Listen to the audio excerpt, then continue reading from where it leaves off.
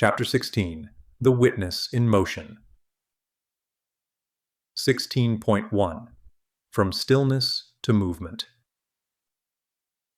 Up to this point, witnessing may have been understood as something that happens in quiet moments, during reflection, meditation, or review. Awareness was cultivated by stepping back, slowing down, or observing experience after it had already unfolded. This is a necessary beginning. Stillness teaches recognition. Distance teaches perspective. But life does not remain still. Conversations continue. Decisions arise. Emotions surge. The nervous system responds before permission is asked.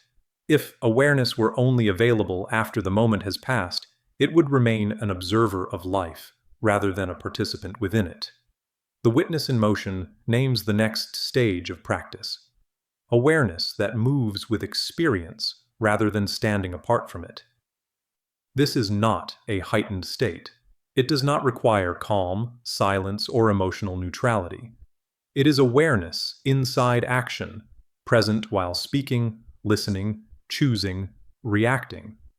The body remains engaged. The mind remains functional. What changes is authorship. Awareness no longer arrives only after identity has acted. It is present while action is forming. At first, this may feel impossible. The mind assumes that to witness is to step away, to pause, to interrupt the flow of life. But witnessing in motion does not stop experience. It softens identification with it. One is still speaking, still responding, still feeling, yet no longer fully absorbed into the ego's story that insists this is who I am, and this is what must happen. The shift is subtle. Often it lasts only seconds. A sentence is spoken more slowly. A reaction is felt before it becomes a verdict. A choice appears where habit would have taken over. Nothing dramatic announces the change. And yet, something essential has moved. Awareness has entered the moment itself. 16.2. Awareness without withdrawal. The witness described in this work is not a position outside of life. It is not a mental perch, a spiritual bypass, or a place of emotional removal. Awareness in motion does not require stepping back from experience. It requires stepping into it without collapsing into identification. This distinction matters because many sincere practitioners, upon first discovering awareness, mistake distance for clarity. They attempt to observe by disengaging, flattening emotion, dulling response, or hovering above experience as though participation itself were the problem. What results is not freedom, but a subtler form of avoidance. Life continues to happen, but it is met from a slight remove, as though contact were dangerous. The witness in motion is different. It remains inside the moment, inside speech, action, feeling, and relationship, while no longer being entirely consumed by the story that accompanies them.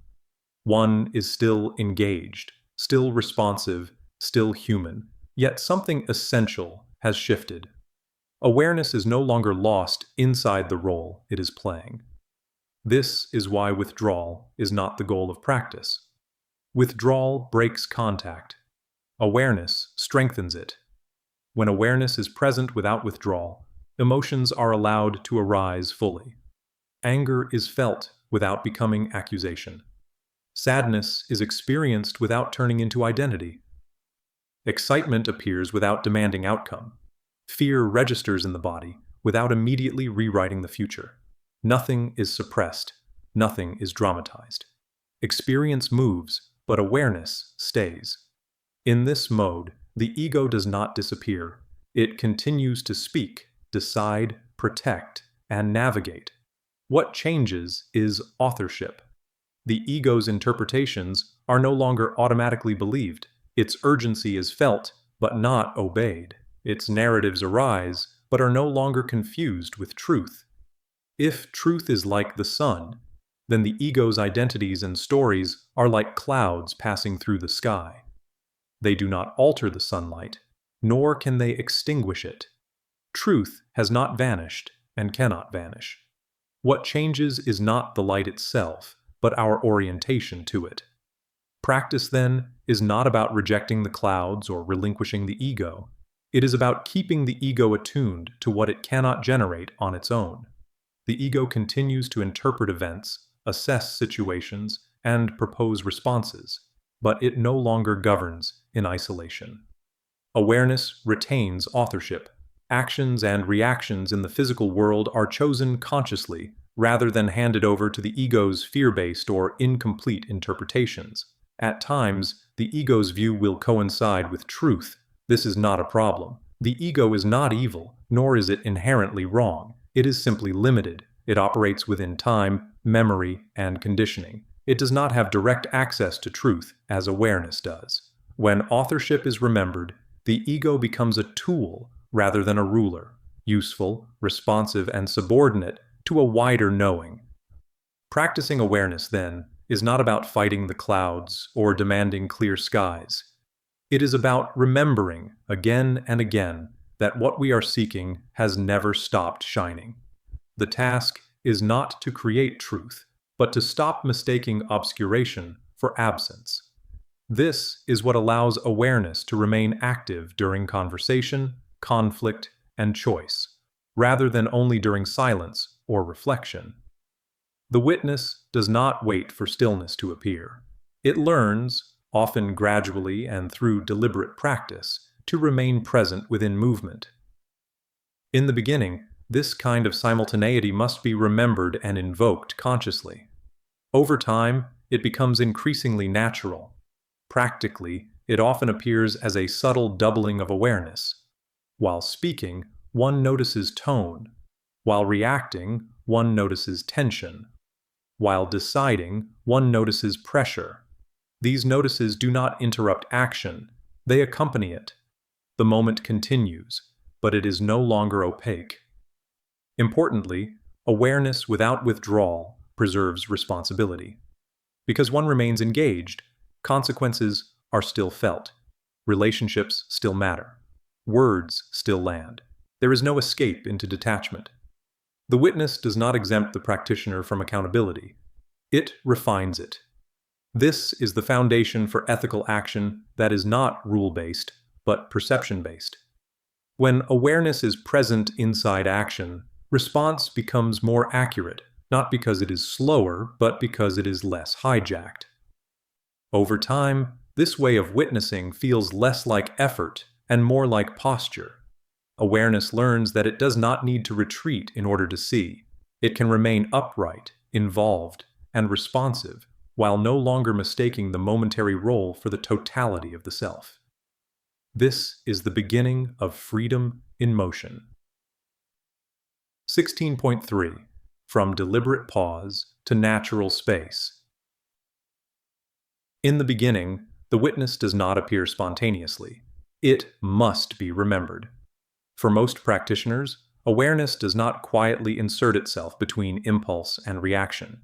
The ego is already fluent, already practiced, already fast. Its interpretations arrive with momentum. Its stories feel convincing. Its urgency feels justified. Left uninterrupted, it will continue to author experience exactly as it always has. This is why early practice requires deliberate interruption.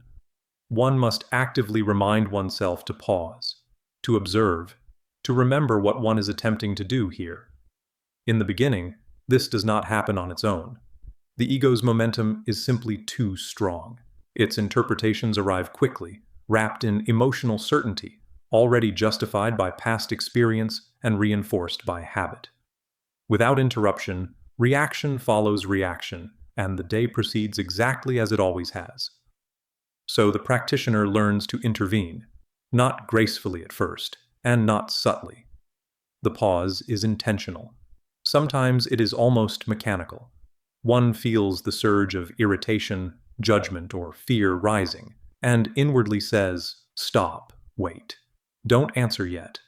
This can feel awkward, even unnatural, especially in social situations where speed and confidence are rewarded.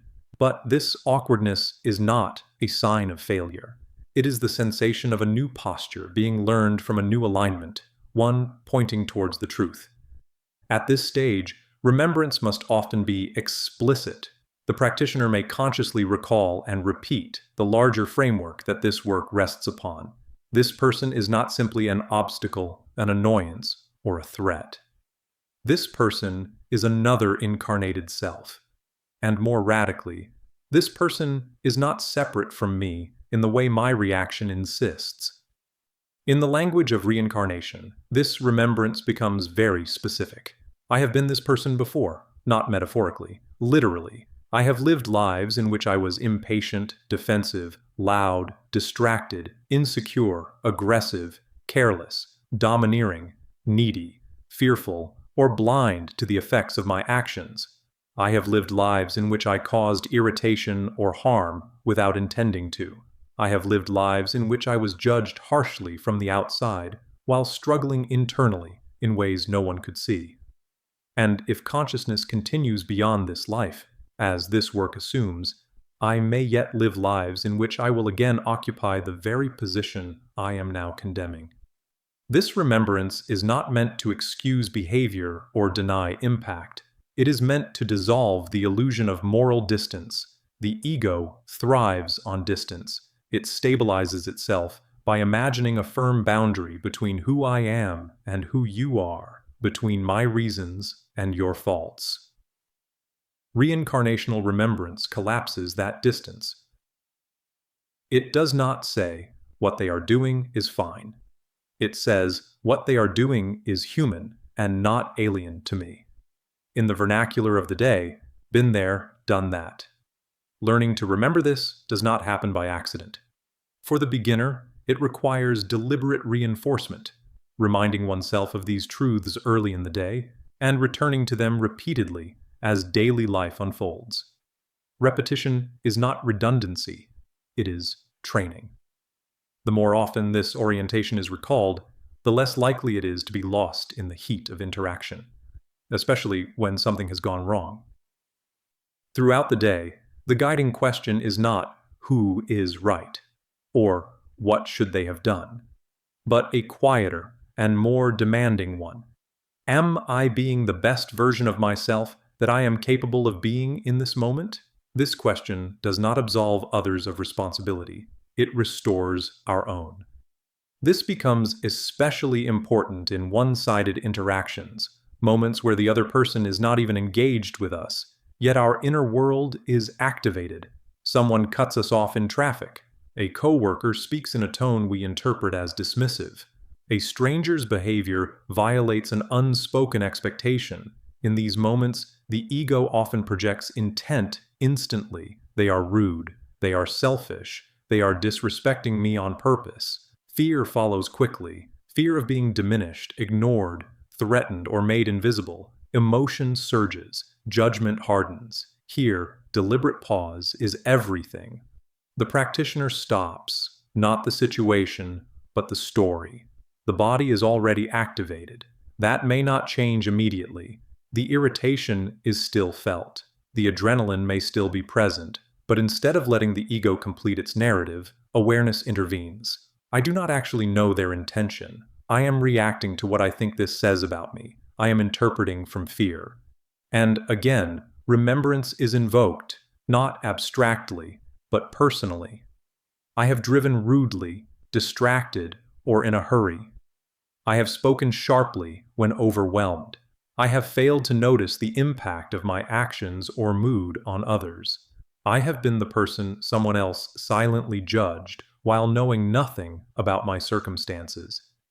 In the beginning of our practice, none of this feels automatic. It feels like work. It feels like choosing a wider truth over a narrower one again and again. It may feel slow. It may feel like swimming upstream against years of conditioning. That is exactly what it is. But this effort is not repression. The practitioner is not swallowing reaction or pretending not to feel it. The emotion is allowed. The sensation is felt. What is being restrained is not feeling, but conclusion. The verdict is paused. The identity assignment is delayed, the story is left unfinished, and something subtle begins to happen. When the ego is interrupted repeatedly, not punished, not argued with, but simply not obeyed, it starts to lose its absolute authority. The nervous system learns that pausing does not result in danger. The feared consequences of not reacting immediately rarely materialize. Relationships do not collapse because one breathes before responding. Respect is not lost because one speaks more slowly. In many cases, the opposite occurs.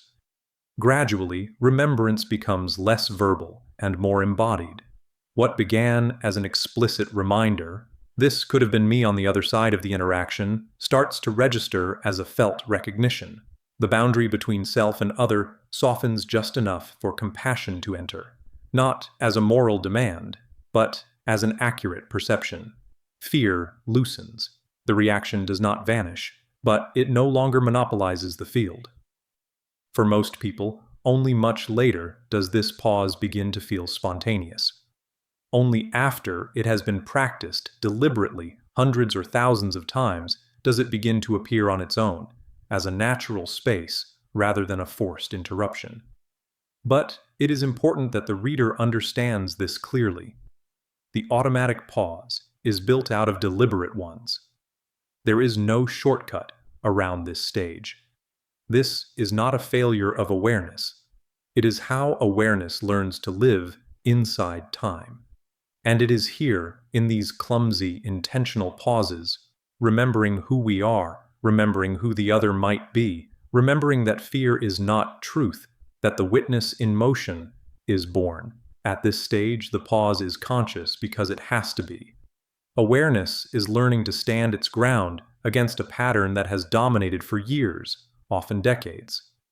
The ego does not relinquish authorship simply because it has been named. It loosens gradually, as it is repeatedly shown that awareness can remain present without collapse, and that nothing catastrophic happens when reaction is delayed. Over time, something shifts.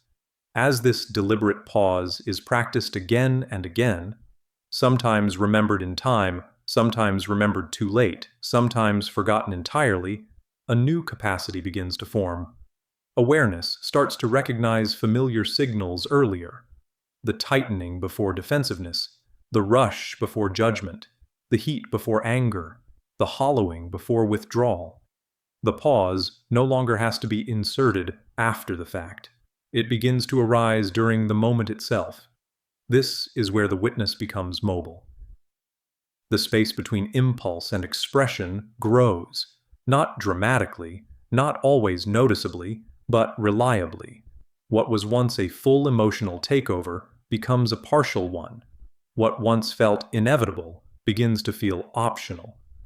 Awareness is now present while the ego speaks, decides, and reacts, rather than only afterward. In this later phase, the pause often no longer feels like a pause at all. It appears instead as simultaneity. While speaking, one notices tone. While reacting, one notices bodily tension. While deciding, one notices pressure or urgency. These notices do not interrupt action, they accompany it. The moment continues, but it is no longer opaque. Experience unfolds, but it is seen from within rather than from inside the story alone.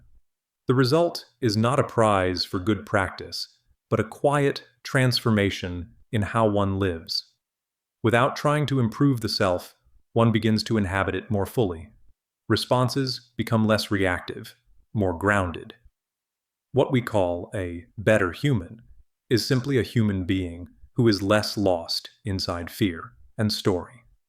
Importantly, this shift does not mean that judgment, comparison, or fear disappear. They still arise. What changes is their authority. Awareness no longer has to wrestle control away from them. It simply does not grant them exclusive authorship. The ego continues to offer interpretations, but they are received as proposals rather than commands. This distinction matters because it protects the practitioner from a common discouragement. If one expects the witness to arrive automatically at the outset, effort will feel like failure. In reality, Effort is evidence of alignment. The deliberate pause is not a lesser form of practice. It is the foundation of the later, more fluid one.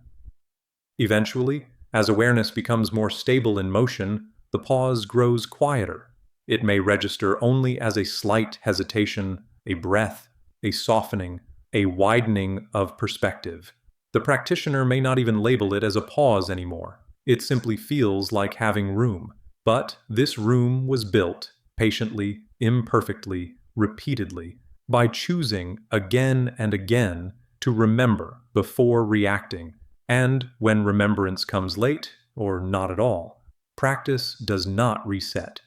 The return itself remains the work.